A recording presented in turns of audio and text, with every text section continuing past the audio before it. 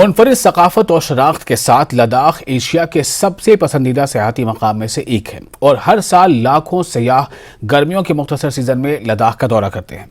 कई सालों में लद्दाख में सयाहों की आमद इसकी कुल आबादी 3 लाख से तजावुज कर गई है। सयाहती शोबे के कारोबार को लद्दाख की मईशत की रीढ़ की हड्डी समझा जाता है, जिस पर लद्दाख की आबादी का 60% हिस्सा किसी न किसी तरीके से इन्हिसार करता है। ताहम रवां बरस लद्दाख में कई वजूहात की बिना पर सयाहों की आमद में कमी आई है। 2022 में 5 लाख से ज्यादा मकामी और 20,000 से ज्यादा गैर मुल्की सयाहों ने लद्दाख की सैर की थी। रवा बरस 3,62,799 मकामी सयाहों और 27,012 गैर मुल्की सयाहों ने लद्दाख की सैर की है। मई में गो एयर की परवाजों की मुअत्तली, मौसम की खराबी और बार बार सड़क बंद होना लद्दाख में सयाहों की कम आमद की अहम वजूहात हैं। होटल और गेस्ट हाउस के क़याम के लिए सयाहत के शोबे में भारी सरमायाकारी करने वालों के लिए कम कारोबार तशवीशनाक है और जिन लोगों ने बैंक से कर्जे हासिल किए हैं वो माली बोझ की वजह से तबाही के दहाने पर हैं। All Ladakh tour operators association के सदर डेलेक्स नामग्याल ने गैर मुल्की सयाहों की बहाली और मुल्की सयाहती मंडी पर तवज्जो देने पर जोर दिया है। मैक्सी कैब यूनियन के सदर थेंसे टोर्चे ने कहा है कि गुज़िश्ता साल रोजाना 100 गाड़ियों की मांग होती थी, जो रवां बरस 40 से 50 ही रही है। टैक्सी यूनियन के सदर थेंसल नामग्याल ने कहा कि रवां साल इनके लिए ज्यादा अच्छा नहीं रहा है और बैंकों से लोन हासिल करने वाले ट्रांसपोर्टर्स काफी परेशान हैं। वो इंतजामिया और हिल काउंसिल से कर्ज के सूद पर रियायत देने पर जोर दे रहे हैं। All Ladakh hotel and guest house association के सदर सिकरबा सुरंग ने कहा है कि लेह में ही कम से कम 1600 होटल और गेस्ट हाउस हैं। गुज़िश्ता साल सयाहों की भारी आमद के चलते कई नए होटल और गेस्ट हाउस भी तामीर हुए हैं।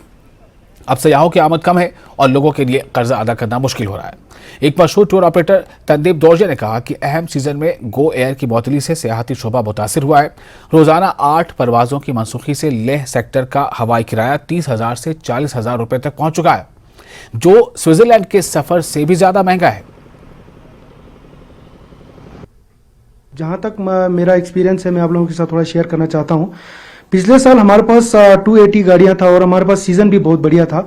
तो इस साल हमें क्या हुआ कि 300 के करीब हमें नया गाड़ी आया, तो हमारे पास अभी 580 के गाड़ी हमारे पास है, अवेलेबल है। तो पिछले साल के करीब मतलब कंपैरिजन हमें सीजन इसलिए स्लो हुआ कि उसका थोड़ा वजह आप लोगों के साथ शेयर करना चाहता हूं कि एक तो मौसम यहाँ पे इस साल अच्छा नहीं रहा स्टार्टिंग में, और गो एयर का बंद होना और ये मनाली हाईवे का बीच में बंद होते रहना, इसके वजह से मुझे लगता है कि थोड़ा बहुत यहाँ पे टूरिज्म स्लो हुआ है। और मुझे ये भी लगता है कि थोड़ा एडमिनिस्ट्रेशन और ये जितने भी टूरिज्म के हमें स्टेक होल्डर्स है, थोड़ा सा प्रमोट करने की जरूरत है। जैसे कि हम जानते हैं कि इस साल जो हमारा जो टूरिज्म थोड़ा लीन रहा है, उसके कई फैक्टर रहे हैं।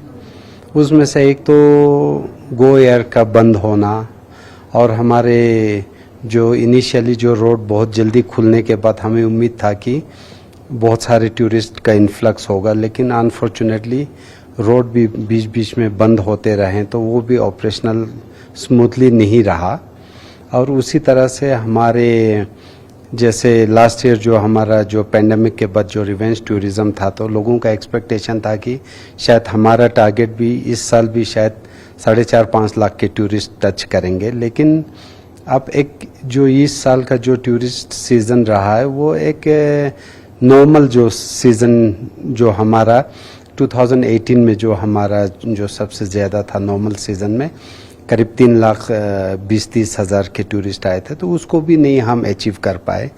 तो हमने यूटी एडमिनिस्ट्रेशन और हमारे लद्दाख ऑटोनोमस हिल डेवलपमेंट काउंसिल से भी हमने अप्रोच किया कि कम से कम अब इस साल जो हुआ, लेकिन अगले साल को हम इम्प्रूव करने के लिए हमारे बहुत सारे इवेंट्स पे पार्टिसिपेट करने की ज़रूरत है, जिससे कि हम उम्मीद कर सकें कि अगले साल जो हमारा टूरिस्ट सीजन वो अच्छा रहे। आने वाले टाइम में मुझे लगता है कि अब हमें हमारा भी फोकस थोड़ा कुछ सालों से फॉरेन टूरिस्ट को रिवाइव करने के लिए हमने काफ़ी किया था। एडमिनिस्ट्रेशन और टूरिज्म डिपार्टमेंट के साथ हम लोग बर्लिन भी गए उसकी वजह से भी, और लोग जो ट्रैवल एजेंट्स हैं अपने अपने माध्यम से वो लोग इंटरनेशनल प्रमोशंस कर रहे थे, तो उसकी वजह से फॉरेन टूरिस्ट का काफ़ी अच्छा ग्रोथ हुआ है। बट आई थिंक कि नेक्स्ट ईयर के लिए हमें डोमेस्टिक मार्केट में फोकस करना पड़ेगा और डोमेस्टिक टूरिस्ट को थोड़ा रिवाइव करना पड़ेगा।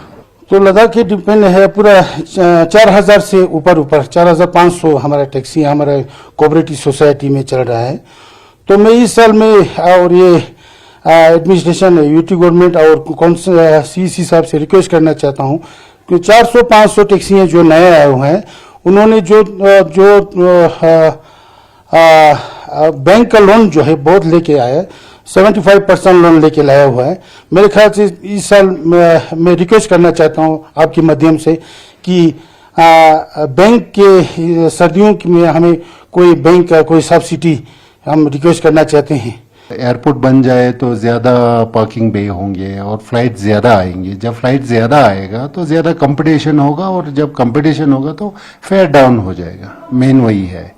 तो एयरलाइंस अब अभी इस टाइम पे कुछ ऐसा अगर गो एयर दोबारा चालू नहीं होता तो ऐसा नहीं लगता है कि और एयरलाइंस के पास उतना फ्लाइट होंगे जितना गो एयर वाला जो यहाँ पे फ्लाइट चल रहा था उसको पूरा करने का। और फ्लाइट अगर नहीं होगा फिर तो फ्लाइट कम होगा तो फिर वही होगा, फेयर इंक्रीज होगा तो फ्लाइट नहीं आएंगे। जानकारों का मानना है कि इसमें काफ़ी वजह रहा है। एक तो फ्लाइट कनेक्टिविटी जिसमें ले की एयरफेयर बहुत ही स्काई रॉकिंग हो गया था 20-30 हज़ार जो पिक सीजन में।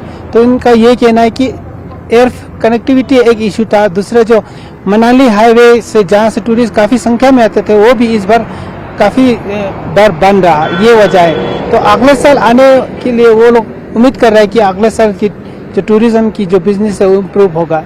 कैमरामैन सोनम रंजन के साथ मनोज संजन, न्यूज़ 18 के लिए।